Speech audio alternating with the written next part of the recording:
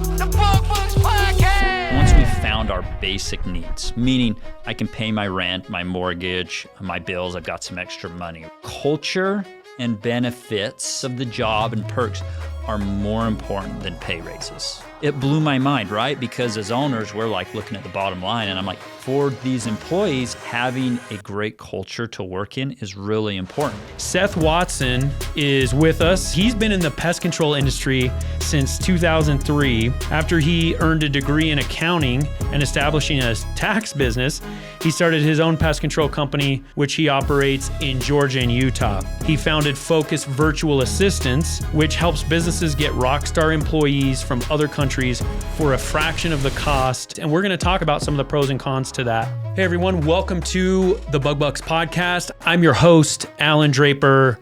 I am so excited for our episode today. Seth Watson is with us. He is recording. We're actually live, which is very cool. This doesn't happen very often. But he's been in the pest control industry since 2003. And he actually got started like a lot of us to fund something else, right? To fund his education. After he earned a degree in accounting and establishing a tax business, he started his own pest control company, which he operates in Georgia and Utah. He founded Focus Virtual Assistants, which helps businesses get rockstar employees from other countries for a fraction of the cost of U.S. employees. And we're going to talk about that. We're going to talk about some of the pros and cons to that today. And this is helping businesses streamline operations and maximize efficiency through personalized virtual support. So with that, Seth, welcome to the show, man. Thanks, Allan. Super excited to be here. Listen, anytime you get to hang out or spend time with Allan Draper, you do it, right? So thanks for having me. No, this is awesome. Excited. I'm trying to get more like in-person episodes for a couple of reasons. The content's better, the conversation's better. But, you know, back when I started how to start and grow your pest control company, what Bug Bucks was originally, I did it for the networking and, you know, just building, you know, the people that I could trust and that I could lean on. And for me, honestly, like you have become one of those people. And so you said, hey, I'm going to drive up to Boise. This is my last week in Idaho before I head back to Arizona. And no, this is awesome. It's great to, and I see you at events. I see you at the Pest World and stuff like that, but this is awesome to connect, you know, and I want to hear a lot about Focus Virtual Assistants. And I think we're gonna be able to kind of set the table in a way that's really helpful to the listener, because one thing that I struggled with and still struggle a lot with Proof is just finding really good people, right? Finding, recruiting, and retaining like top level talent. And I think what you guys are doing helps a lot with, and correct me if I'm wrong, but if it feels like, hey, we're taking these really important roles, getting a virtual assistant, and we're kind of taking that off their plate. So you guys can focus on like, hey, getting the technicians, the sales staff, the marketing, other admins or whatever to fill the gaps. Tell me a little bit about that. Tell me about like, cause you're a pest control guy, like tell me what it is that is like, you know, some of your headaches that you've had and some of the problems that you've seen that Focus really helps with. Yeah, no, I think the main thing is we just get super talented people to come work in your business for a fraction of the cost, right? So for us, we had a hard time, and I think everyone still does, just finding talented people to come work in our pest control businesses or whatever business we have, right? Because at the end of the day, being a secretary or answering the phones, it's a great job, but sometimes it's not glamorous, right? And we can't pay super high-end amounts of money to get these customer service reps. And so for me, that's how I got started, was like, okay, I'll try it out. I'll try one out. And she ended up being fantastic for the business. And so from there, we just started adding more and more, you know, and I was really ignorant to it, right? Because anytime you think, hey, I'm going to hire someone that lives in a different country, that's working through the night for me, there's no way that they can be as good as, you know, Megan, who I just hired down the street.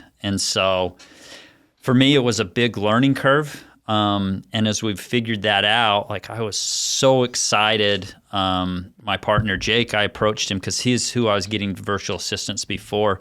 And I was like, Jake, these are amazing. Every business needs to have virtual assistants in it. And so we talked about it, and it was, I'm grateful we partnered up, and now we're able to offer them to all kinds of companies, but specifically pest control, home service businesses benefit so much because we need great customer service. Like, we're the face of the business when we answer the phone. Absolutely. So it's so important too.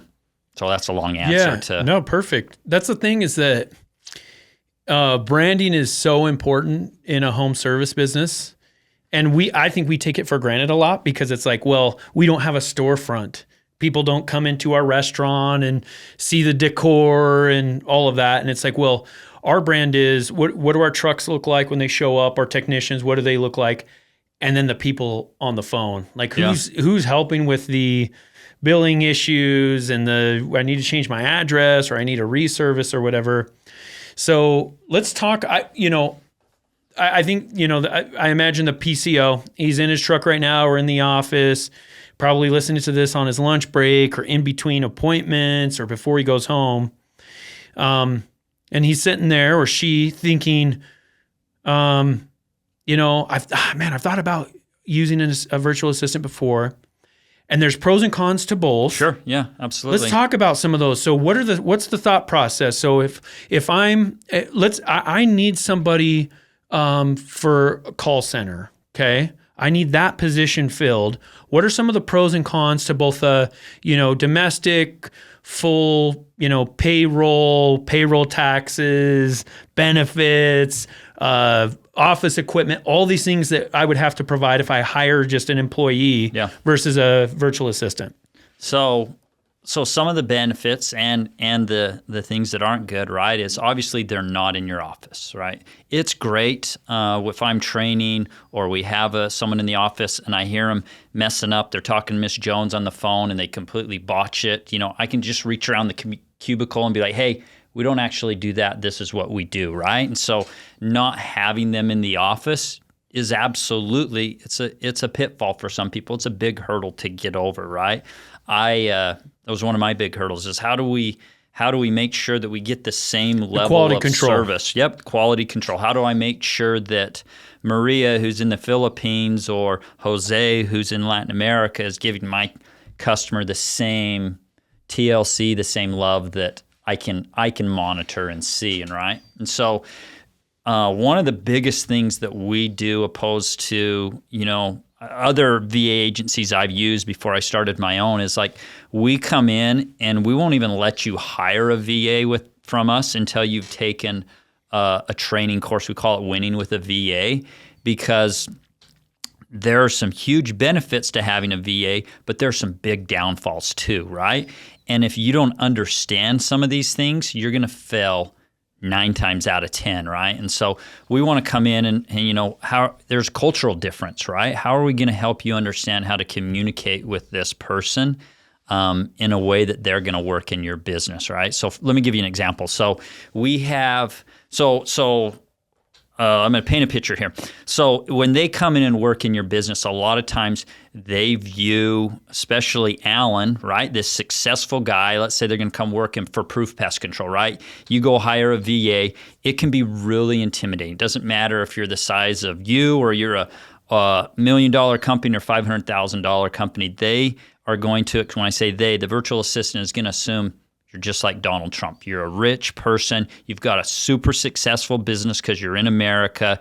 You're fired. They're going to be quick to fire. So they have this mentality that I'm working for this big, rich American company that's not going to give me any grace, okay? And you'll work with people from these different countries where they're not used to a lot of conflict, right? Like, if you saw an employee doing something bad, most of the time you're going to do what? You're going to reprimand them, write them up, right?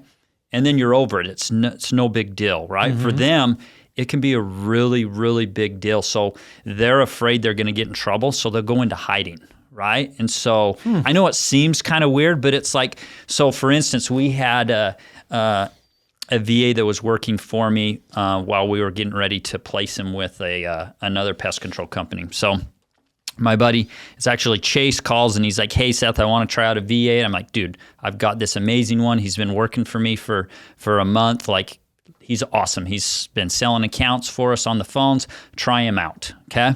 So we set up an interview, and the VA doesn't show. And he's like, dude, where is he? Now, I look like an idiot. I'm like, I don't know where he is.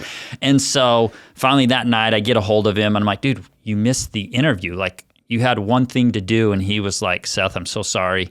I thought I could make it. I went to take my cousin to the airport. I got stuck in traffic, had car troubles, whatever it was. I couldn't make it back in time.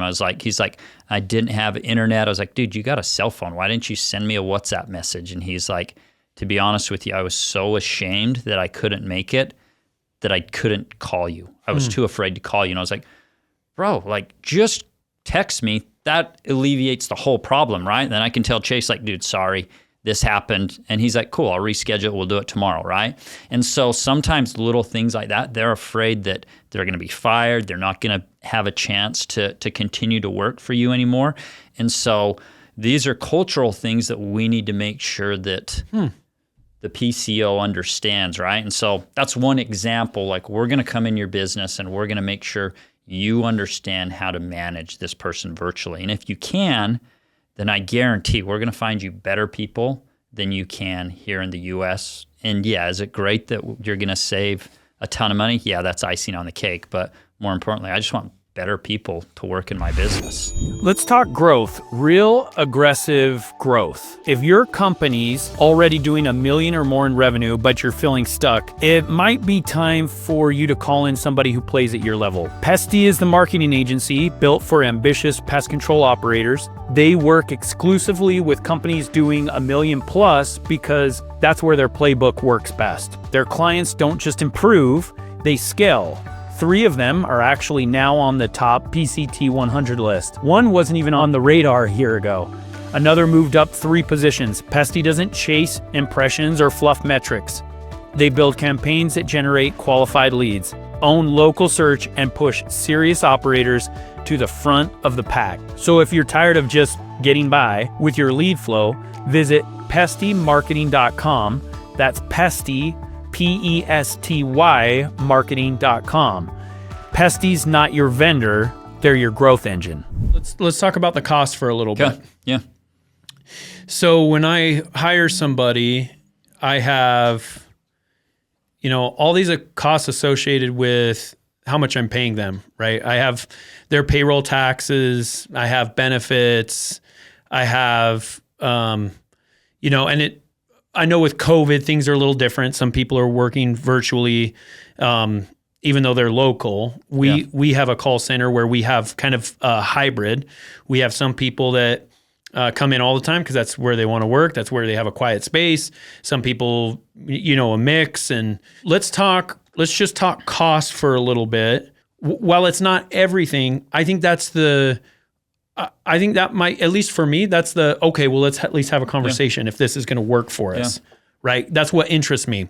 So, and I don't know what type of numbers you can give us, but in comparison, what does it look like from hiring somebody and I know this, even the states vary, right? Yeah. My employees in Massachusetts, it's a little more expensive to live there than in Arizona. Yep. But just grouping everyone in the United States, how does that compare to a virtual assistant? Yep. So just give you an example, probably in general, let's say from Arizona to Massachusetts, you're probably going to pay anywhere from $18 to $20 to $25 an hour, maybe high end in Massachusetts, right? Sounds about right. Given there. So, you're looking, plus you got to pay 10 to 12% in payroll taxes. You got to add workers' comp in there. So you're on top of that, you got to add about 12% of whatever your payroll is. Okay. The great thing about using a virtual assistant, so we find them from the Philippines, a general virtual assistant is going to do customer service, work in your office. You're probably $8 to $9 an hour. If we go to Latin America, you're right around $9 to $10 an hour. Now, if you get a specialty, hey, I need someone to do video editing or SEO work for me or things like that. It could go up from there, $1 or something like that. But yeah, so if you found someone $8 to $9 an hour, we found you a rock star. They come and work in your business. You replace an $18 or $20 an hour person. We're saving you $28,000 a year per person we replace, right? People I've working in my businesses at $8 to $9 an hour have master's degrees, bachelor's degrees, 4 to 6 years of higher level education, right? And so when I say we can get better qualified people, like they're stoked to come work for an American company, right? Where in your call center, like you have a great company, but at the end of the day, it's not a glamorous job in the US, where outside of the country, this is a very high held job. Some of our VAs are making more than doctors, engineers, lawyers in their own countries. Really? Okay. So for them, because that's what I was wondering, like, hey, how are we getting those like high quality people overseas? I'm doing a subsequent episode to this one where I'm talking about, I'm going to talk about the first 5 hires that you make when you start a pest control company. And so listener, you're not going to want to miss that. But I'm also going to talk about how that affects the culture and the future growth of a pest control company that's trying to take off. And culture is important. Yeah. How does company culture play into all of this? It is so important. It's more important than it's ever been, right? I'll give you a couple of examples. So there's a survey company. Okay, they did a survey for employees. Okay, and I don't have the survey on me, but what they pretty much found is once we found our basic needs, meaning I can pay my rent, my mortgage, my bills, I've got some extra money, right? And so once we've met those basic needs, right? Now there'll be outliers on both ends of it, but once we've met those basic needs, culture and benefits, meaning, and not necessarily I'm talking health insurance, but that is important, but like benefits of the job and perks are more important than pay raises. It blew my mind, right? Because as owners, we're like looking at the bottom line and I'm like, I just want more freaking money. I don't care, right? But like for these employees, like having a great culture to work in is really important. Now that works for U.S. and offshore employees. And so when we meet with these people, it's like, listen, this person I get for you, they're not looking, this isn't like you hire someone now, right, to work in your office. It's a good job until they find something else or they're not looking to improve, right? But for this person, like it's a career, it's a long-term job for them. So we talk about how do we make them feel like they are part of, the BuzzBucks family? How do we make them feel like they're part of Proof? How do we make them feel they're part of Elite Pest Control's family, right? Like, what are we doing? Are they part of company meetings? Are they included in our weekly calls? Does the manager have a personal relationship with them, right? And so I don't think it matters if you're in the U.S. or if you're in the Philippines or Indonesia or wherever, right? Like having a great culture is so important for longevity of employees. But because they're remote and I can't sit there and talk to you about the baseball game last night, we kind of have to do a little extra work to make sure they feel like they're part of the culture. And if you do, look out, man, you've got just people that just want to grow with your business. It's like putting your business in a time machine to 1980. Like I have an uncle and he works for Michelin, right? He's worked at Michelin since he graduated college. Like I don't know how many people I know that have stayed at the same job for 30 years, right? Yeah. That was a thing. Like your dad, did your dad have the same job? Same thing. Same thing. My dad too. Like we grew up in a small town in Utah. Like he was like, I'll move there and it'll be my first job, and then I'll get something else. 50 years later, he's still there, right? And so, like, that's not the same thing. But for these people, these VAs, like, that's what they're looking for is a long-term job where they can get a steady paycheck and they know that, hey, I'm going to be able to pay my bills. Like, things that we take for granted, they're so grateful for. So they're going to come in and work twice as hard in your business because they want it more, frankly. Yeah, and touching on just a couple of things that you mentioned, like the culture, this study, right? Like, and I've heard stuff like that before. And I also heard about this study they did in England. It was right after like the first wave or whatever of COVID. That sounds weird. I don't like the way I said that. I have personal feelings about COVID, but where like everyone got sent home, and then then they were trying to bring everybody back, and they found out that there was a good chunk of people that would take a significant pay cut to be able to have the flexibility and stay at home. Oh yeah. And what I've learned in terms of like individual dynamic and personnel is that when you give really high level individuals, you give them flexibility, they're better. Sure. When you and the opposite, when you like restrain them, they're worse. But flip that. If you have a really low individual person and you give them flexibility, they're terrible, right? But you have to micromanage that person, Yep. right? So I guess like there's this opportunity because it's like, hey, just the nature of the job of getting an assistant is flexibility. It comes inherent, right? But then there's all these things I think you could do with your company that you should be doing with your company anyway, the company culture, to include them and to identify like, hey, you talked about how back in the day people would have one job and less. I don't know what the average job change is. It's got to be between 9 and 12 nowadays with people in a working life.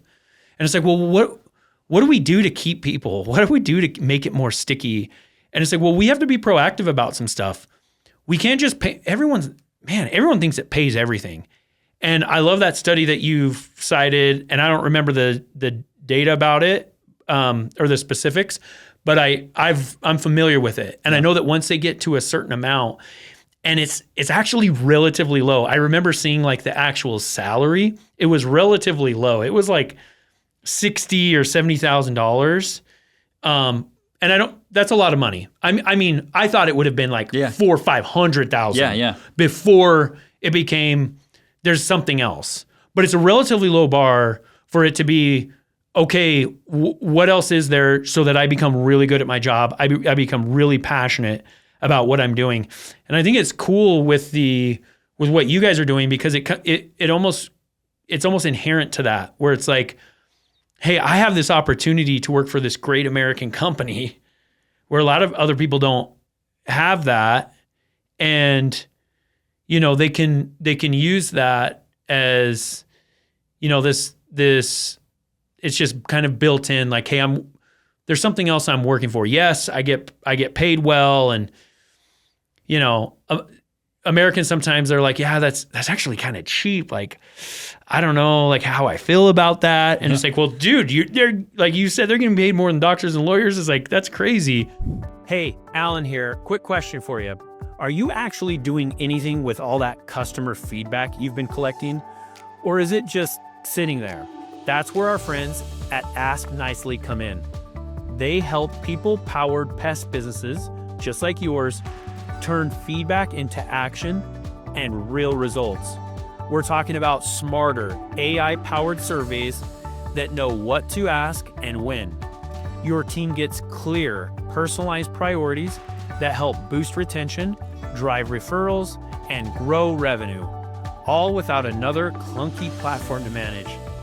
They work with big names like Aptiv, Moxie, and Cooks, so they get pest control. Head to asknicely.com/bugbucks and book a personalized consultation or DM Ask Nicely to the Bug Bucks Facebook page and we'll get you connected. Don't forget to ask special discounts for Bug Bucks Facebook members and Bug Bucks Plus subscribers.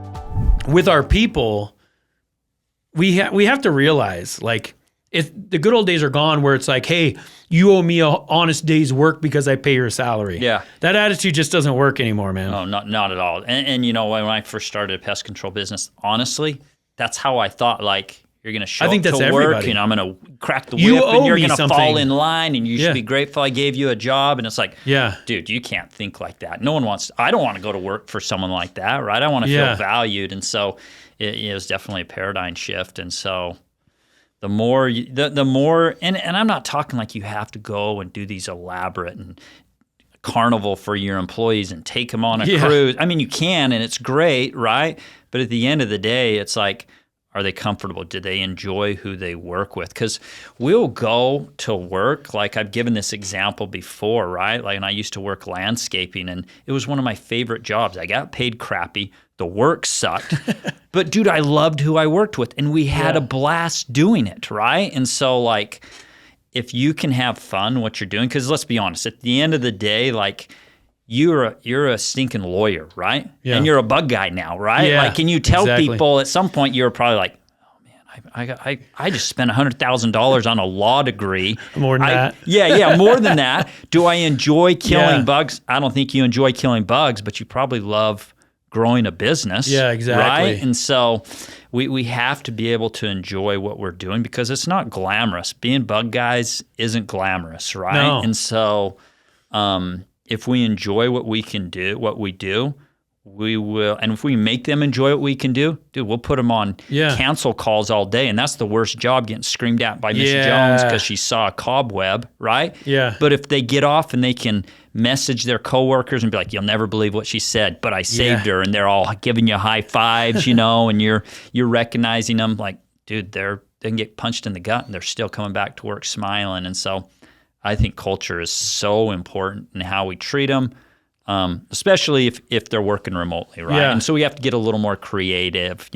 What do we do? How do we recognize them in front of everybody? Are we having daily or weekly meetings on Zoom or Google Meet and those types of things? Yeah, absolutely. Going back to, as leaders and as business owners, for employees, our baseline is people want to be heard. They want to be listened to / validated. Yeah.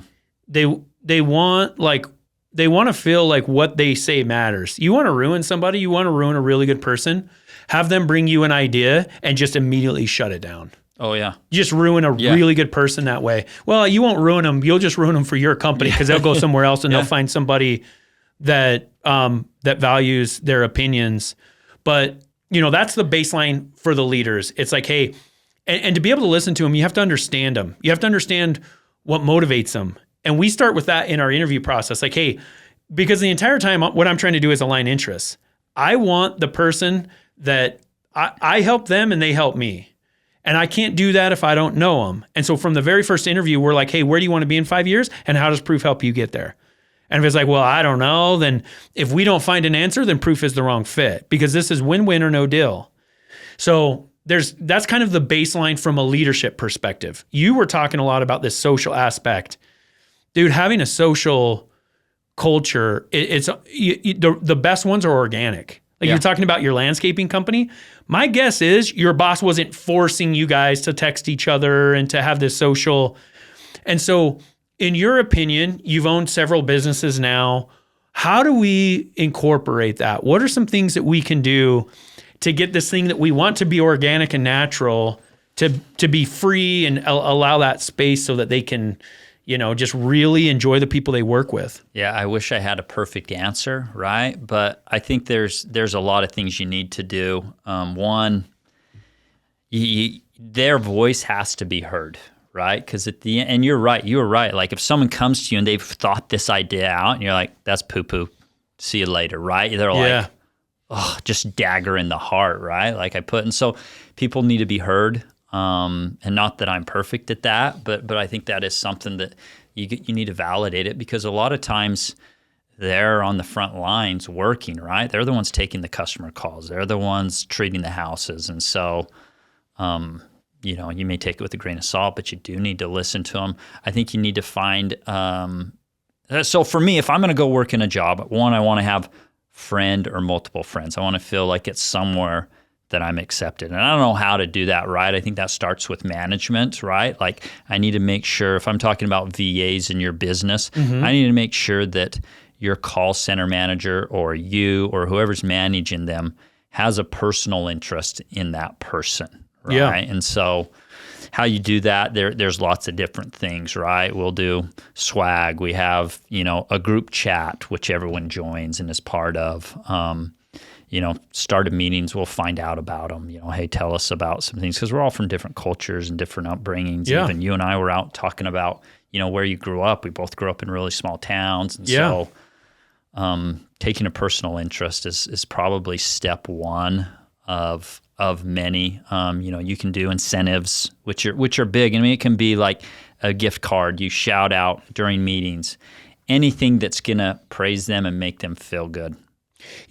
As you were talking, and as we're running into our last few minutes here, dude, this is, in my opinion, if you ask Allan Draper, the best argument for virtual assistant is what I'm about to say. And it's not money. It is this idea, because we were talking about how do you build that culture that you want to grow organically. Well, the way that you build it is you allow it to grow, but by not hiring idiots. That's how you do it. Well, here's what happens, Seth, is that we have somebody quit, or we have 2 people quit because they were friends, or we have 3 people quit. Dude, I lost 6 techs in one day in Boston because they all knew each other. And it was bad. They weren't great techs, but I didn't handle it. It wasn't my proudest moment. But what do? It's immediate knee-jerk reaction. What's the problem with a knee-jerk reaction? It's like, dude, I need a warm body, and I need it like 3 months ago. Yep. So, and I've made that mistake. I made it with a sales manager. I talk about it in my book, actually. This guy was terrible. He was chauvinistic. He was a racist. He was terrible. I don't know how I didn't see it. One of my biggest hiring mistakes ever. And the reason why I made it was because I was in too much of a rush to get a warm body in there. You have somebody like Seth in your pocket, call this guy so that you don't destroy your freaking culture because you're trying to put a warm body in a seat. I've done that. So you have even if that's just your tester, that's my backup, right? Which it shouldn't be, but there's other reasons to use an assistant, right? With nothing else, do not just hire somebody because you need somebody. Lose the customer. Have a longer call wait time on hold, or have to call people back, or give them a free month of pest control, or whatever you have to do. Do not hire people that will destroy your culture, because I did that. So what do? This is the best answer I could come up with, because I think like you said, hey, I wish I had a playbook. I wish I had step 1, 2, 3. And there isn't. And I agree with you. It's you allow them to create it. You hire really great people. You don't have to hire people that like horses or that like sports or whatever. Yeah. Just hire great people. They'll figure it out. And then don't add an idiot to the mix, because you do that, you get in a rush, you hire the wrong person, they will destroy your culture in a very short period of time. I will say this, is as much as I've messed up in business or something, I've never regretted hiring someone too soon, but I have regretted not firing someone soon enough, right? Exactly. Like a lot of times our gut's right. And so one thing we've done for our VA businesses, and I know you got to wrap up here soon, is like we've taken a lot of the vetting process out. So when you come to us and you say, hey, Seth, I want to try a virtual assistant, we'll sit down and say, okay, what are the things you want? And then we actually will put them through our training courses, right? And we have, English tests and how to use AI, and we do all kinds of these training things to try to, are we going to teach them new things? Yeah, I hope. But more than anything, we just want to find, as you said, who's an idiot and who's not, right? Who's going to show up to work and who's going to get an effort? Because there's one thing we can't change, right? Like we can coach people, but we can't fix effort, right? So if they're smart and they're willing to show up, we're going to find those people, right? And put them in your business. Or you can go try to do it yourself, and it's going to take you 3-4 weeks. You call me, 1 to 2 days, I can have those smart people ready to interview, 4 or 5 of them for you to interview and choose the best fit. So I think using us is a game changer, because we can plug those smart, intelligent people in your business. And if they don't work, guess what? They're human, you're human. We may screw up getting you because if I knew how to hire the right person every time, I'd be a billionaire. I'd just go hire people, right? Oh, like companies that bring you in to hire, right? Yeah. This person, I guarantee they're going to work, right? But if they don't work, we do have a guarantee. So we'll replace them as many times as we need to until you find a rock star that's fits your company culture. That's awesome. Well, that's your answer, right? That's how to build a culture is you don't, right? You create the space and the opportunity for them to build it. I think inherent in that, and this is kind of my last thought, is you provide direction. You provide the common goal that people are working toward, and then let them determine. Man, we've had some incredible cultures over the years, some that last even beyond Proof for some of my other companies, where they are still friends. They're at different companies, but they became friends there. And it's not because like I'm like this matchmaker, right? It's that, I just got out of the way. I got out of the way, and if there was an idiot that came along occasionally, because that interview process, I always say people will never be on better behavior than they are right at that moment. So sometimes it's tough to know. This guy that duped me, man, I didn't see it coming. So let me ask you this: does Focus do they have an exclusive offer for Bug Bucks Plus members? We do. So I think we have what we wrote up is we'll give you 2 weeks free. Give us a shot. Just try it out. And I think we have 50% off of this is for Bug Bucks Plus members, right? Right. Yeah. So you get 2 weeks free, and we'll do 50% off the finder's fee as well. So you're going to save quite a bit of money. Awesome. I know Proof, we've talked about this before. Proof in some capacity, I no longer run the business, or some capacity with me personally or one of my other businesses, we're going to be jumping on board. We need to make this happen. We've talked about it in the past. Yeah. But even though I've been hesitant, I think I'm at the point where it just makes sense. I think there's some opportunity there. We're going to make that happen. For the listener, if you haven't joined Bug Bucks Plus, make sure you do that. Make sure if you're listening to this that you're also part of our Facebook group. We have over 5,100 PCOs in our group. So many posts a day, it's tough to keep up with. Go to Bug Bucks, that's BUGBUX on Facebook. Just search for that and you'll find our group. Make sure to join that. Seth, bro, this was awesome. Love it. I owe you a round of golf because that's not happening this trip, but we'll make it happen. We'll make it. So I appreciate what you're doing. I appreciate what you're doing in the pest control space, both in terms of the company that you own and also with Focus. I appreciate the vendorship with Bug Bucks. You guys are awesome.